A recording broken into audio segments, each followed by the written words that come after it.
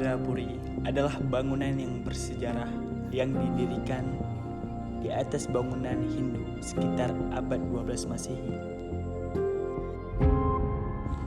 Masjid Tuha Indrapuri merupakan tempat ibadah yang terletak di Desa Kede, Kecamatan Indrapuri, Aceh Besar.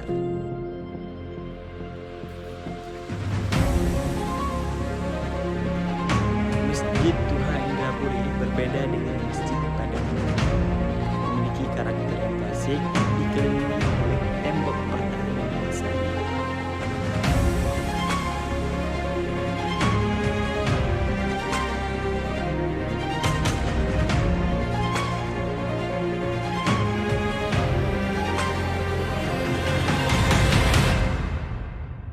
Pada akhirnya, di masa Sultan Iskandar Muda tahun 1618 Masehi, Masjid Tuha Indrapuri resmi menjadi tempat ibadah untuk umat Muslim.